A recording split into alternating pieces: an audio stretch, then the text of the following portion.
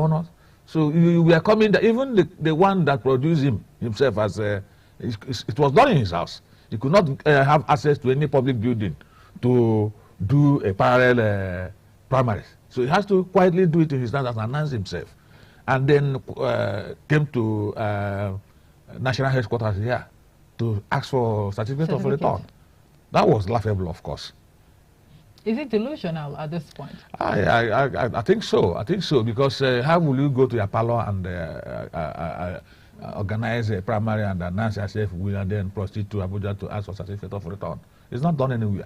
Now, for the lawmakers or the Edo State House of Assembly, they are saying that this impeachment notice is on the grounds of alleged perjury, and, or that he actually divulged the state's secret or information. But do you think this would have any bites on the situation on ground? Well, perjury is a serious matter. It's a crime. So if that can be established, it is a bad case for Shaibu. But I'm thinking that that should have come long ago if they are really serious. All these things are belated action. The man is already down. So why are you coming to impeach him? You would have impeached him long ago to pave the way for whoever you wanted to be the flag bearer of PDP. But having come up with this now, it means a bad business also, because once you impeach a deputy governor or impeach any public officer, it means that every other benefit, every other entitlements after that office will be denied of you. Now, what role do you think the party, at the national level, should play? The party at national level, they always derive their power from the state governors.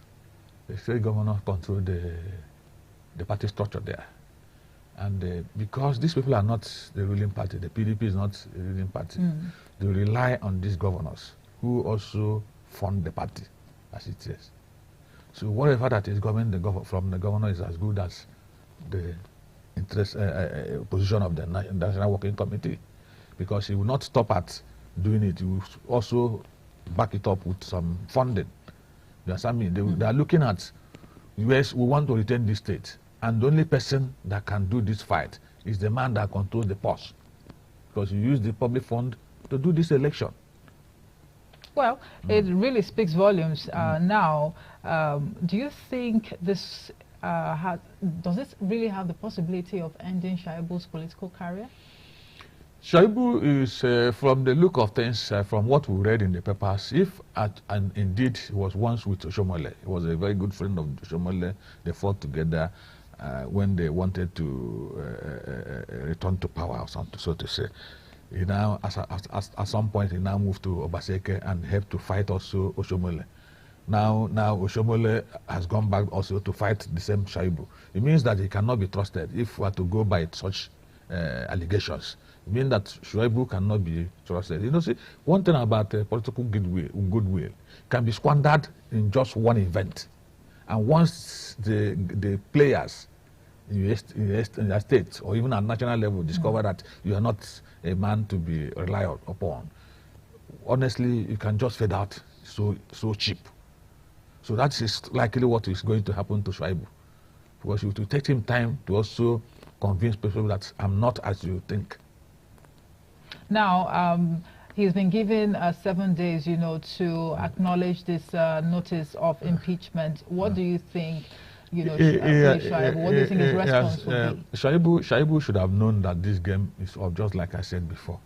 Look at it, 21 as against 24. About three, maybe those three people, maybe they were not around or something. They may also sign within due course. Shaibu, if I were Shaibu, I will resign so that this impeachment of a thing will not be hung on my neck.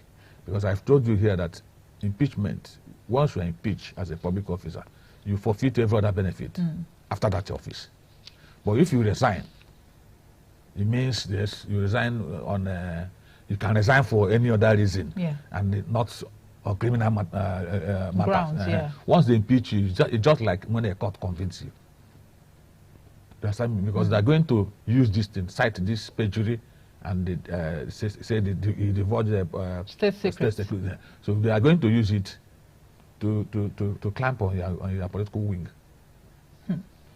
Well, there's so much indeed to talk about, with a lot to take in, and as the people of Edo State gear up for the gubernatorial election, what are the chances that there is some sort of, let's say, possible end in sight to the rift between the governor and the deputy? I don't see any end to it because, you know, in politics, you fight and wait for another day. So for now, it is an end game for Shaibu, except maybe after 4 years. You understand? Who says he may not maybe be turned to APC? He can return back to APC. All right. So the fight now is who stands a good chance of winning the election in September. All right. Well, they say he who runs from a fight, you know, lives to fight another day. And running from a fight does not exactly make you a coward or a loser. So perhaps Philip Shaibu would have to, you know, take his time and probably consult some, he fought a good war, so to say, statesmen in the state for good advice. If need be, he should, you know, just step down. Step down. Right, that's it. But of course, this is a developing story. Would also bring you up to speed with, you know, update as far as this particular issue is concerned. That's it for news analysis today. Thank you so much for talking to us. Thank you, my dear. All right, I am Omo if a piece of Semere. I'll be back at the top of the hour with the news update. Good afternoon.